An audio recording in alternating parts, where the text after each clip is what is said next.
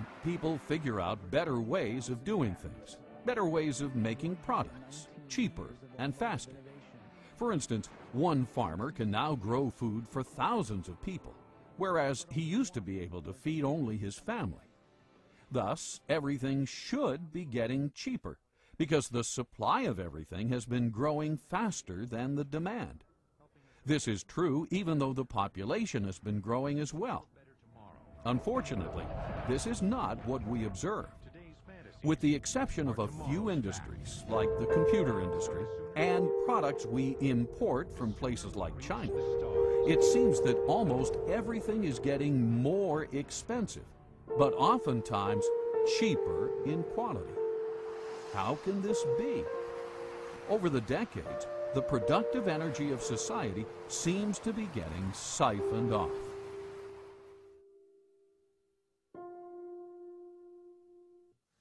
Well, it's hard to predict, but I certainly think it's possible, because I think the financial bubble worldwide is something that we have never experienced before. We've had tastes of that, but Alan Greenspan in one way is a genius, in another way he is an unbelievable threat to us.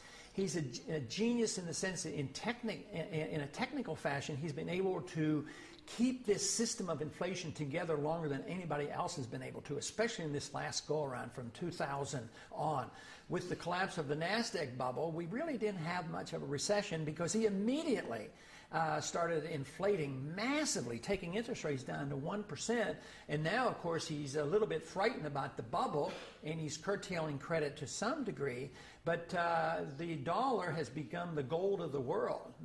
The world central banks have accepted the dollar as if it were gold. Greenspan claims that they have gotten the paper money to act as if it is gold, which I strongly disagree with, and all the hard money people disagree with.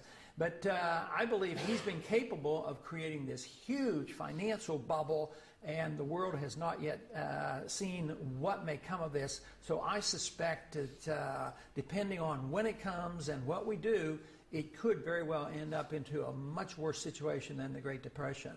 But if the country decided, well, something has to be done, and we went to a gold standard and limited the creation of credit, curtailed the power of the Fed, I think it would iron out all our difficulties. When Argentina periodically would just quit inflating and maybe tie their currency to even the dollar, price inflation went like from hundreds of percent per year down to 2% or 3%. So it's rather rapid. So you would see an immediate benefit. You would iron out the severe swings in the business cycle. The price problems would be diminished. But the one thing we'd have to give up, which to me would be a benefit, government would have to curtail spending, because they can't tax the people enough to pay for all those bills. So we would have to curtail our spending. So that would be, to me, a tremendous boost to the American people and to the economy. At the same time, we gave sound money. I mean, this would be fantastic. Within months, there would be some people who would suffer from the adjustment period, but it might be the people who have benefited so much over these years. But the average person, the poor person, the jobs would become available. So it would not take a long, long time. What would take a long time is if we refuse to consider it and the problems get worse and we have a severe recession or depression and huge inflation and we do all the wrong things. That is what we should work so hard against. We must get rid of the fiat money system. How do you do that? Well, the first step, of course, the big step, the biggest imaginable step, is for people to realize that they even have one. I mean, how many people walking up and down the streets that go into the polls each year and elect their leaders, how many people know that we have a fiat money system? How are we going to change that unless we have an understanding, an educational foundation at the electoral level? So this is where we have to start. Because so many people in the U.S. are now semi-illiterate, thanks to the government-sponsored public school system, it may be possible to stimulate a discussion on the Federal Reserve only through films and TV shows. In many ways, film has replaced the written word for the masses. What is the Federal Reserve System? It's where they generate the money, and they keep the money, I think. Federal Reserve System is a banking structure owned by the banks and run by the government. No, I don't know much about this. Okay, thank you. It's a system of balancing the flow of currency throughout the United States so that as banks need to have liquidity, they have it, and as they need to tighten up money, they tighten it up. Similar to what you had said earlier about having the reserves for when we go in a crisis or something, and you need to have that actual backing, not just the dollar currency, because paper is paper, and if you don't have that gold or silver behind it, then it's just going to be paper. It was established in, if I guessed, I'm not sure, 1913 perhaps, to establish stability in the American financial system. I don't know the answer to that. What is the system? It's a banking system that's run by the government.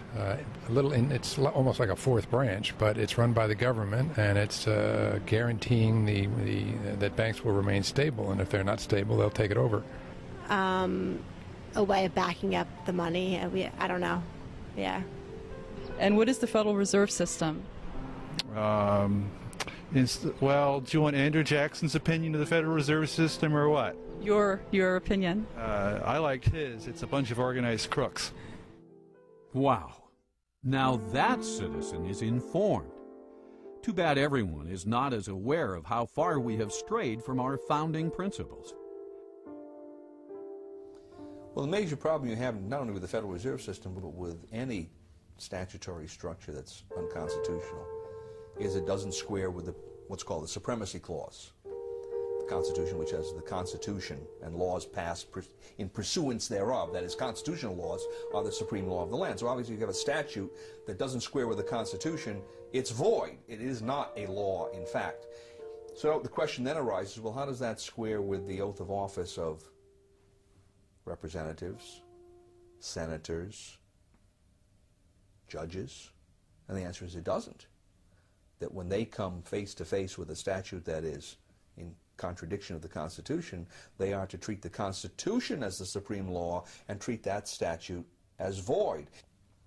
So that's number one. Here we have a system, the Federal Reserve System, that has all of these constitutional problems, and everyone is essentially looking in the opposite direction. So that doesn't square with the oath of office.